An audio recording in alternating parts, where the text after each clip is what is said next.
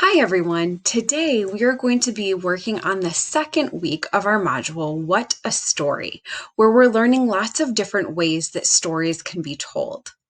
So today we're going to be reading part of the novel, The Secret Garden by Frances Hodgson Burnett, illustrated by Helena Perez Garcia. We're going to meet the author and illustrator. Frances Hodgson Burnett, the author, was born in England in 1849. She was well-read and self-taught. She found success after she started submitting her stories to women's magazines. This was unusual because at that time, most women did not have a career outside of the home. The illustrator is Helena Perez Garcia, who lived in Spain most of her life, but now lives in England. She creates illustrations for books, magazines, newspapers, and even product packages. Her illustrations are mysterious and rich in details, with characters placed in unusual settings. So before we read, we're going to learn about the genre. So The Secret Garden is a realistic fiction story, which realistic fiction means that it tells a story about characters and events that could exist in real life. Authors of realistic fiction bring their stories to life through believable plot elements and character actions. Realistic fiction includes characters that behave, think, and speak like real people would. It is set in a place that seems real. Authors of realistic fiction might use third-person point of view where the story is told by an outside observer. So our target today is I can understand the conflict and what it contributes to a story. So when we think of the word conflict, we're thinking about a problem that the characters are facing. So this might look like a familiar anchor chart to you. You might remember it from last week. Literary elements are the pieces that make up a story. So last week we focused a lot on characters and setting. Today we're going to be focusing on the plot, which is where we have a conflict where the main problem that characters face can be understood. And then the resolution, which is how the conflict or the problem is solved. So sometimes conflicts are really big issues. If a character is facing wartime, that would be a really major conflict. Sometimes conflicts are small problems that a character might face. Like you might read a story where a character loses their homework. Not the biggest deal in the world, but it could be a real problem for that character. The Secret Garden. 10-year-old orphan Mary Lennox has recently moved from India to her uncle's mansion in England. Mary has made a few friends at the mansion, including a gardener, Ben Weatherstaff, and a friendly robin who often keeps Ben company. She's also discovered a mysterious walled-off garden that's been abandoned for 10 years. Mary would love to get inside this secret garden, but hasn't been able to find an entrance. The day before, however, she found an old key, half buried in the dirt. So we see this first paragraph is giving us background information because this is an excerpt from The Secret Garden. So we're not going to hear the whole story, but we're coming in sort of toward the middle. So on paragraph 2 is where I'm going to start. The skipping rope was a wonderful thing. She counted and skipped and skipped and counted until her cheeks were quite red. And she was more interested than she had ever been since she was born. The sun was shining and a little wind was blowing, not a rough wind, but one which came in delightful little gusts and brought a fresh scent of newly turned earth with it. She skipped round the fountain garden and up one walk and down another. She skipped at last into the kitchen garden and saw Ben Weatherstaff digging and talking to his robin, which was hopping about him.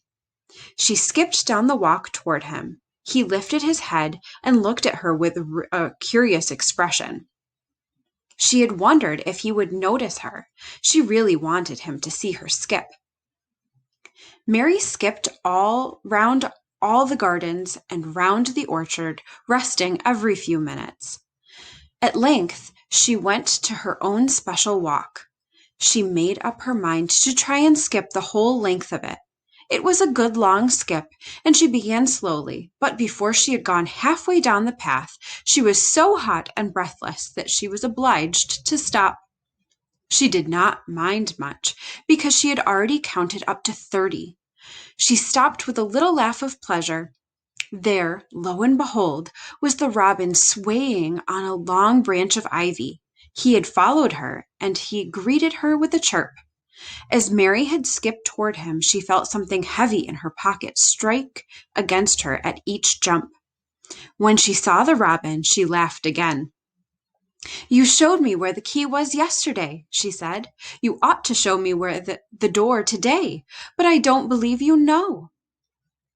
The robin flew from his swinging spray of ivy to the top of the wall, and he opened his beak and sang a loud, lovely trill, merely to show off. Nothing in the world is quite as adorably lovely as a robin when he shows off, and they are nearly always doing it.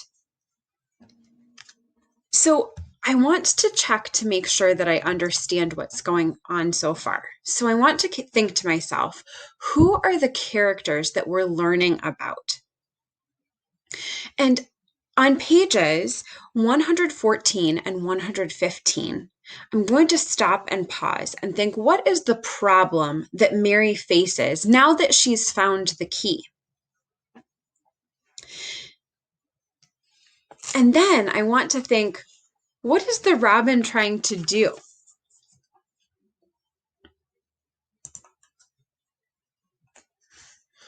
So we're going to continue on page 116. Mary Lennox had heard a great deal about magic and stories, and she always said that what happened almost at that moment was magic. One of the nice little gusts of wind rushed down the walk, and it was a stronger one than the rest. It was strong enough to wave the branches of the trees. It was more than strong enough to sway the trailing sprays of untrimmed ivy hanging from the wall. Mary had stepped closer to the robin, and suddenly a gust of wind swung aside some loose ivy trails.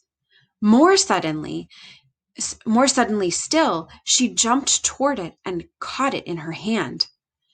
This she did because she had seen something under it, a round knob which had been covered by leaves hanging over it. It was the knob of a door.